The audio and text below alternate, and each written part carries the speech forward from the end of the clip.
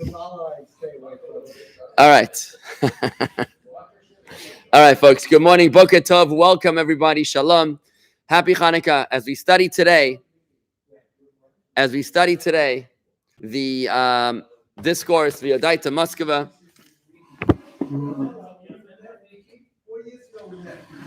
There's a signal from God when you drop. Can you, Abba? Ani chai ba kav. Thanks. So we're redefining darkness today.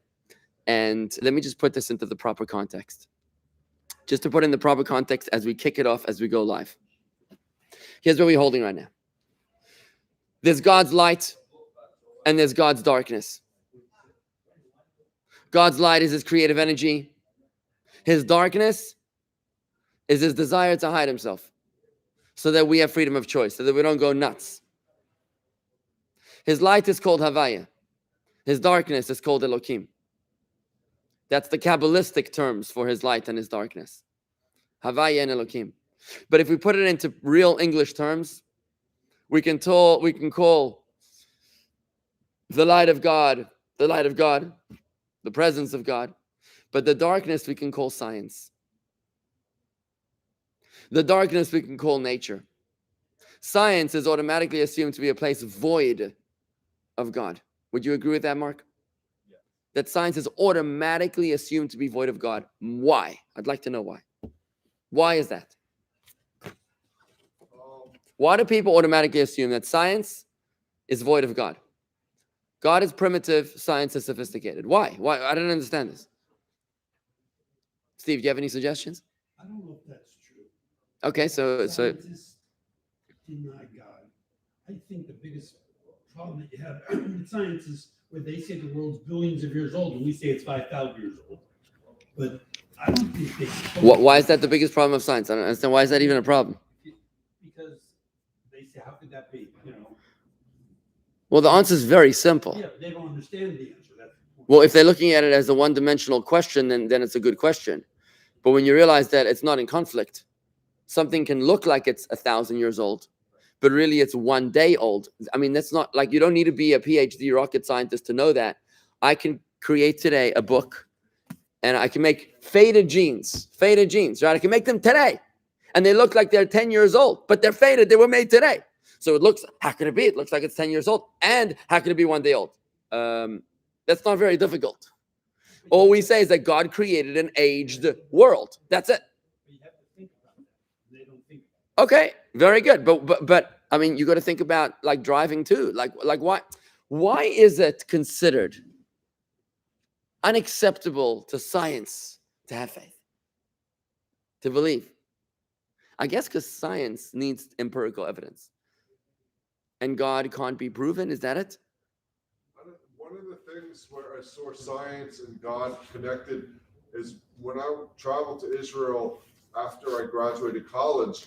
One of the major things that stuck in my head were the archaeology digs that they did, showing, this case. There's biblical verses that have been archaeologically unearthed. They found a verse a couple years ago from the Torah. It was like, it says that there was a certain guy who was the treasurer of the king, right, in the Torah and in the prophets. And they found the coin which had the seal of the treasurer of the king of that name. Like, you know what I mean? Whatever. Look, point being, the reason is that it all boils down to a superficial perception, which is exactly what you just said. You got to think about it. God created us in a way that we believe what we see. He created us shallow. Why are we shallow? Because our souls come from Klippa. Our souls originate in a superficial level of godliness. Therefore, when we see something, we believe it, right? We can see a rapist who behaves like he likes children, right?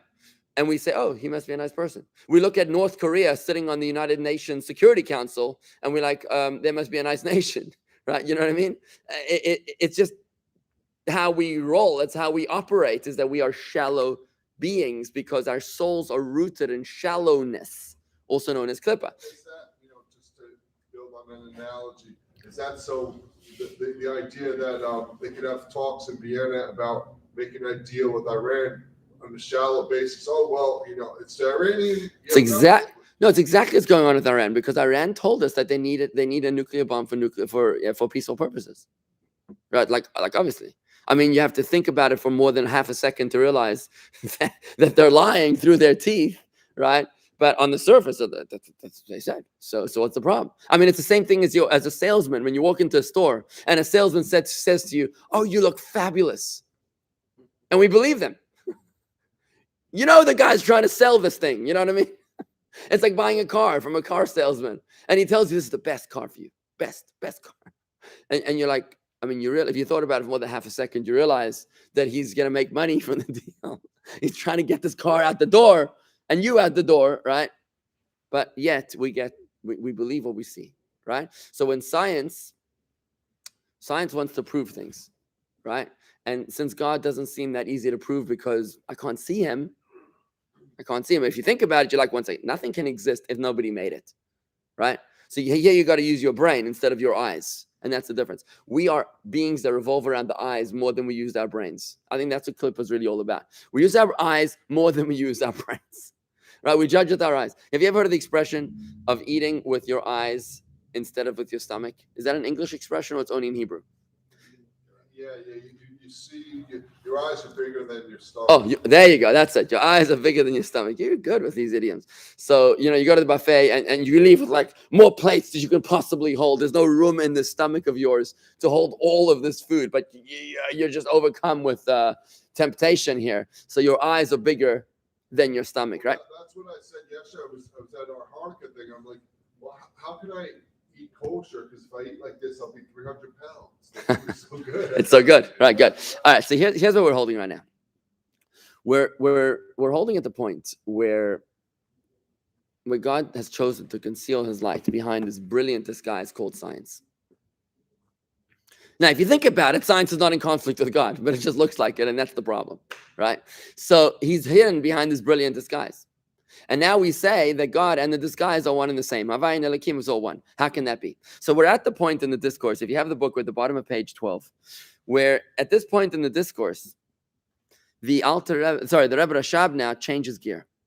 And he says, in continuation to the previous section, which we learned in lesson 13, you can hear all the classes at youtube.com/Jewish Gardens. That's youtube.com/Jewish Gardens. In continuation to the development that we made first, we try to say that the revelation and the concealment are opposites. And then we said in lesson 13, they're not actually opposites. Concealment is not an opposite of revelation. It sounds like it on a superficial level.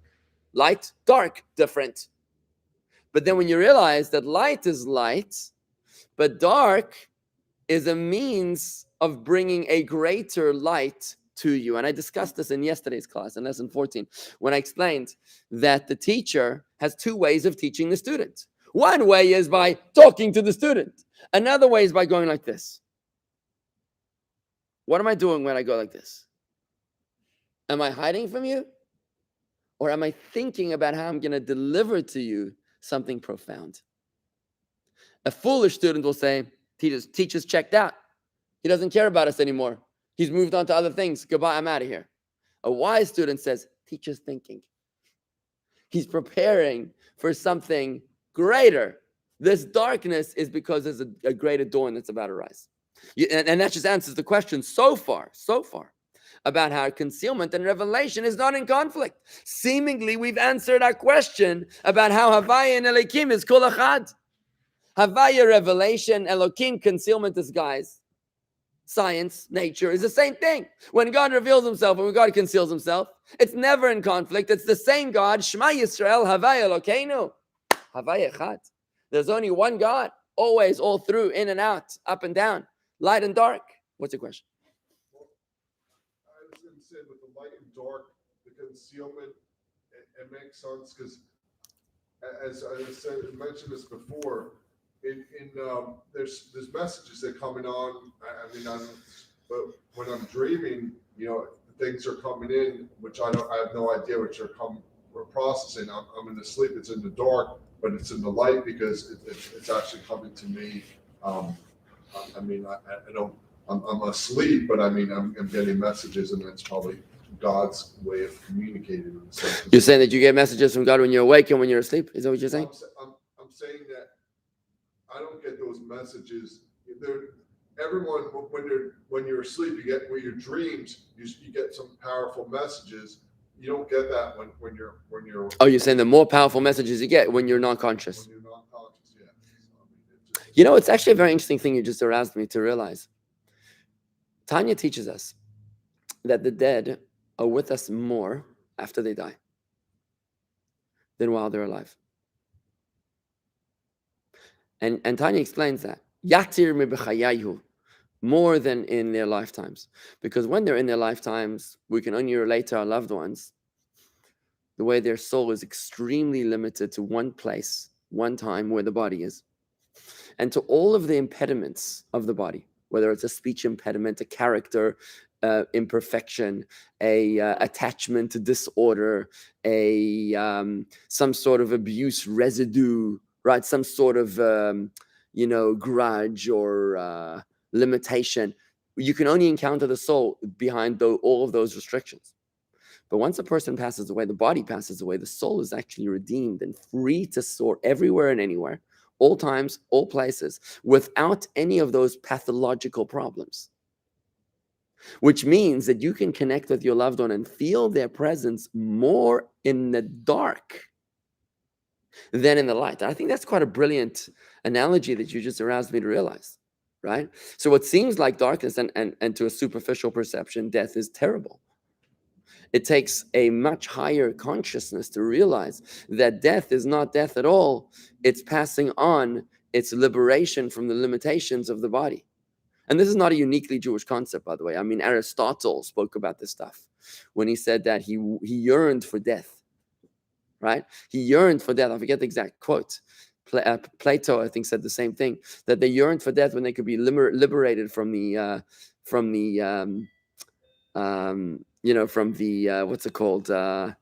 Restrictions or problems of the physical body, right? So this is where we're headed. And let me just explain the process right now. So right now, I have a comment.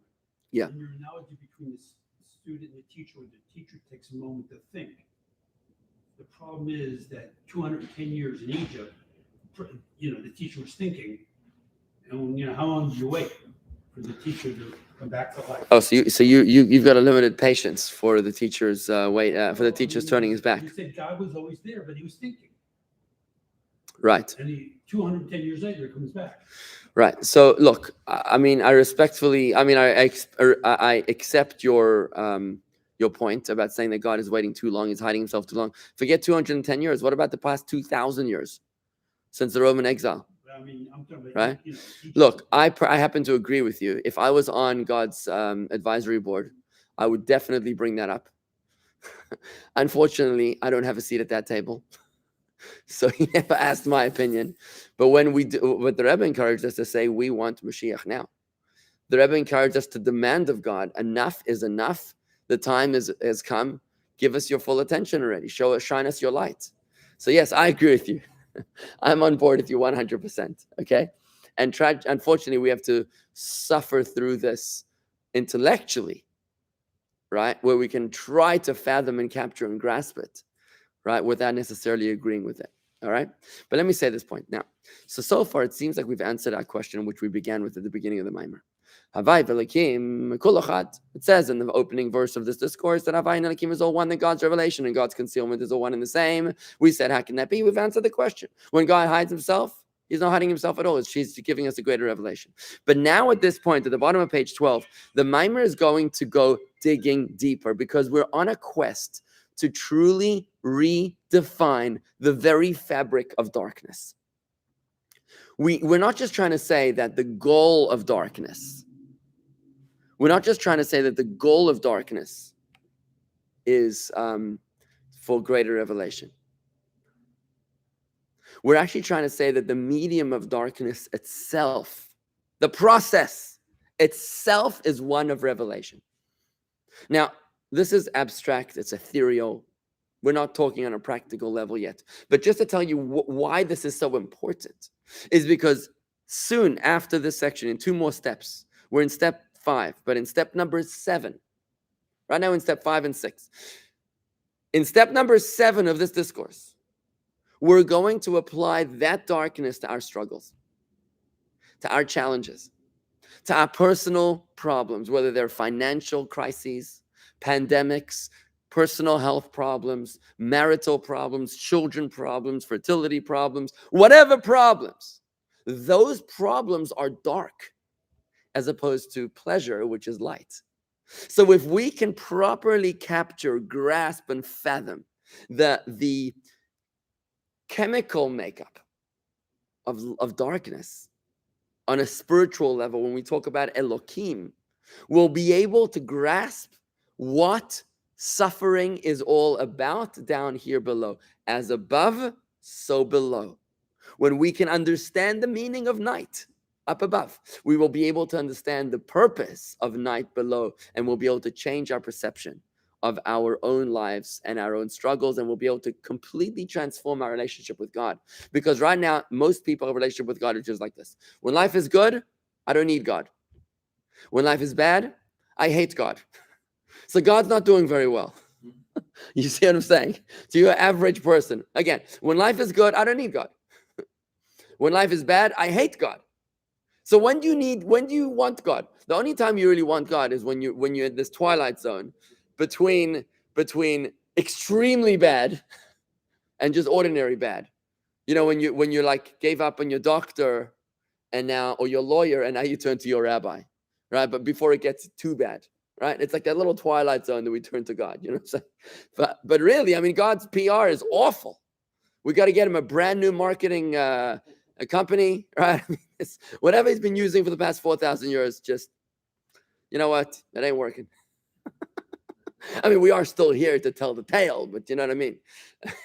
We're not the vast, overwhelming majority of the Jews. I mean, we had the same problem with Hanukkah 2,000 years ago. Think about it for a moment, right? 2,000 years ago, 2,200 years ago, the overwhelming majority of the Jewish people were assimilated. It was only a small group of Maccabees. They were loyal to Hashem. You know, the word Maccabee is an acronym. Mi kamocha ba'elim Hashem, who is like you in the great ones, oh God. They refused to accept the existence of they refused to ignore the existence of God, which is what the Greeks were trying to do to them. The Greeks wanted the Jews to forget about God, right? To believe only in nature, in science. And the Jews, the Maccabees, the minority of the Jews then held on steadfast to their faith, and they remained loyal and committed, right? So here's what we're doing now. The same thing's happening today. It's only a small minority of Jews that remains loyal. Tiny. It was tiny. They were like, I don't know. How many Jews were the Maccabees? But you know? Were there hundreds of Maccabees, thousands of Maccabees? At the high right, they were numbered between 6,000 and 6,500. At their biggest. 6,000 to 6,500 Maccabees. I mean, that's like pathetic. I mean, Judaism was on life support, if you think about those numbers, right? I mean, we were like a little family. We were like maybe 5 families. That's it. Like nothing, right? And yet, that's the miracle of Hanukkah. The miracle of Hanukkah is that the darkness did not overcome the light. Because Hanukkah is all about conquering darkness, which is exactly what we're doing in this discourse. In step 4, 5, and 6 of this discourse, just before we blow it up, in step 7, which is the practical application, in step 4, 5, and 6, we are redefining darkness through the following 3 steps. In step 4, we explain that darkness in its origin is rooted where, if you remember, we learned it in that incredible quote from the Avodas HaKodesh, who says that God is not just infinite and not finite, he's finite as well. If you remember that brain twister quote we had over there. We said that in its origin, darkness is rooted in the same place as light. Elohim is rooted in the same place as Havaya. Finite energy is rooted in the same place as infinite energy. That was step 4. We finished with that already. We explained that in its root, darkness has the same exact origin as light. In step 5 now, we're going to explain that not just in its origin, but also in its purpose. And this is what I've been explaining already today and yesterday. In its purpose as well, the purpose of the darkness, and the analogy I gave you of the teacher turning away from the student, is in order to reveal the light, a greater light to the student. And then in step number 6, we're going to do one more step. And that is to say that the medium itself of darkness is also not just the root and the purpose, but even the medium of darkness itself is intended to reveal. And a quick example of that would be, imagine I gave you a truckload worth of chocolate right now. What would you do with it? You'd be like, I don't even know where to start. But imagine somebody gave you a little bite-sized piece of chocolate. Well, where's the rest of the truck? You're hiding the truck from me. Okay, but I want to give you something to relate to, right? So the medium of darkness also is in order to make it a revelation, right? So that's step number 6. But let's do step number 5 a little bit inside the text today. We're actually going to be using 3 different examples, but I'm only going to do the first one today. So let's go for it, okay? I'm starting at the bottom of page 12. The above in on the surface. We're only going to read what we've already explained, okay? So if you don't have the book, just follow along with me. The above is on the surface, difficult to understand, and requires explanation. The entire purpose of the name Elohim is to limit and conceal. How is it possible for both to be true that it conceals and yet it does not conceal? So far, we've said that the origin of darkness is the same place as light. So how can it be that the origin of darkness is revelation, but it is a concealment? How can it be both? To clarify the question, as mentioned in the beginning of the Maimer, an inner essential light is at times concealed so that its external dimensions can be revealed. We said that earlier. In that pattern, however, the concealment is genuine. The inner light is indeed held back from the recipient. In contrast, in the process of limitation and concealment associated with the name Elohim, there is outwardly a degree of limitation, for indeed, we do see a downward progression of spiritual realms in which each receives a lesser revelation of godly light. Nevertheless, the discourse is saying that this concealment is only an external phenomenon. In truth, there is a complete and total transmission of godliness from one level to another with no limitation. It is the nature of this process that requires explanation. Just to explain, if you lost me there for a second, early on in the discourse, we said that the light is genuinely concealed in the darkness. Now we're changing that. When we speak about Elohim, regular darkness maybe, but what darkness that originates from God originates in God's essence. And therefore, we're evolving what we said before. Earlier in the very beginning of the discourse, we said that darkness is truly a concealment of the etzem or of the essence of the light, revealing only the externality of the light. Now we're saying, no, because it's rooted in Ein Sof, in Or Ein Sof, in the infinite light. It has to, by definition, be all about revelation. But the problem is, we have a cognitive dissonance. You tell me it's revelation, it looks like concealment, what's going on? So now what we're going to explain is an analogy of a teacher teaching to the student the same exact analogy I told you before. We're just going to read it in the words of the Rebbe Rashab, okay? This concept can also be understood by expanding our explanation of the analogy to the functioning of human intellect as reflected in the relationship between a mashpia, a teacher, and a makabel, a student. When the student's level is far removed from that of the teacher, for example, when a great sage is required to communicate a concept to a recipient whose intellectual potential is far less than his, how's that going to happen? How's Einstein going to teach 4th graders about relativity? How's he going to do that? I mean, what would you advise him? What are you going to tell him to do?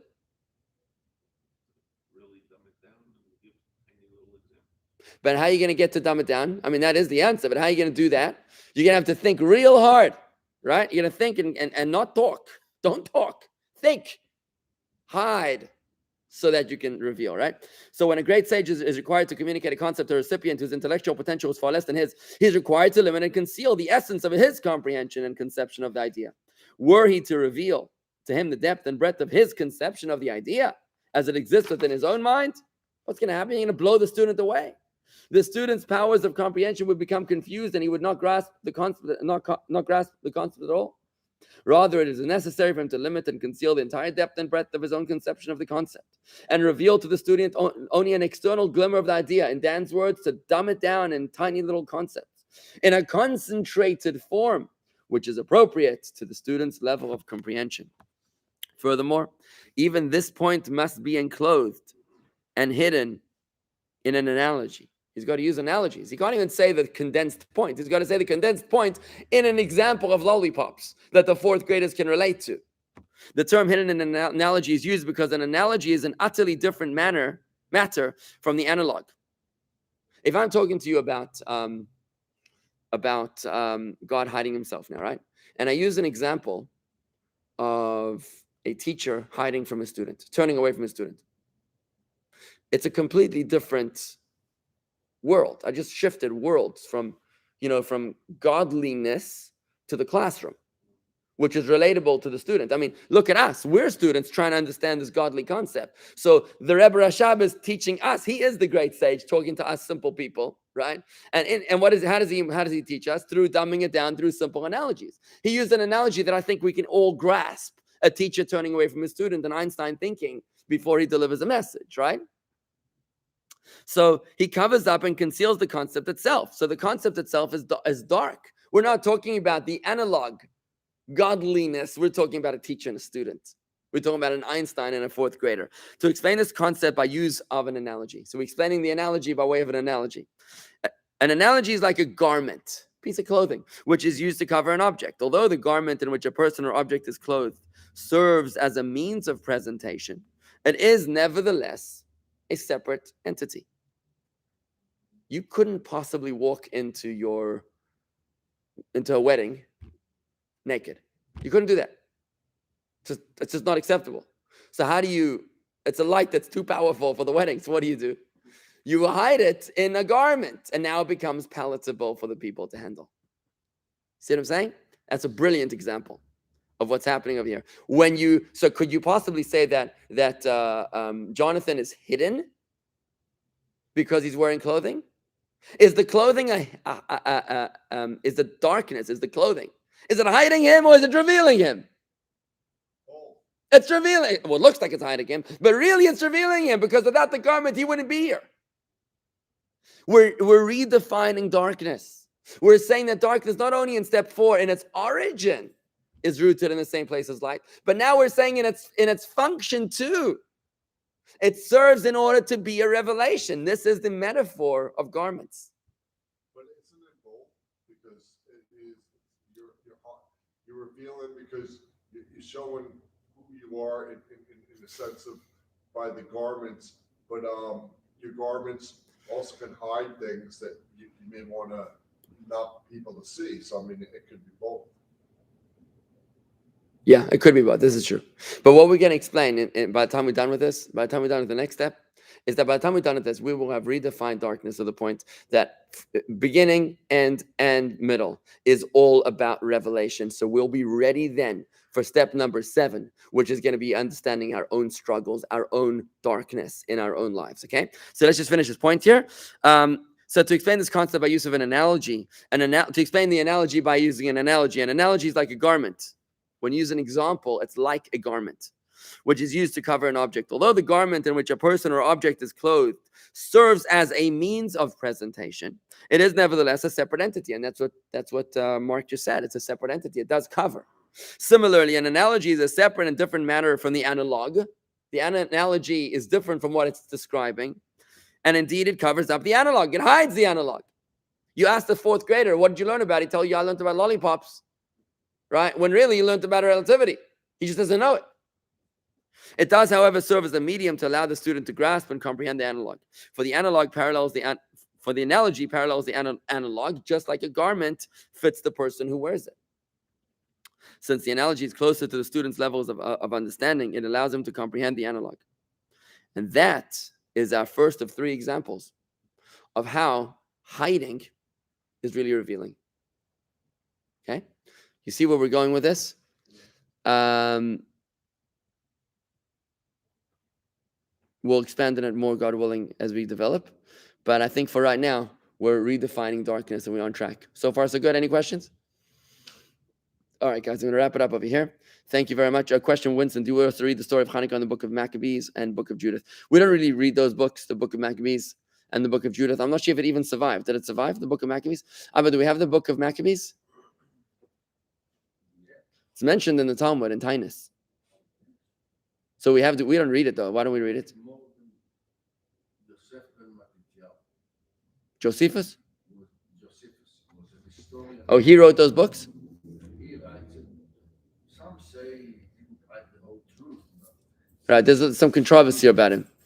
There is some controversy about this Josephus, if he was legit or not. Was he a real Jew? Was he was he a Roman plant? So that's the reason that we're a little hesitant about it. In any event, folks, I'm going to wrap it up over here. Thank you for joining me here today. Happy Hanukkah to you all, and shalom. Take care. Have a good day.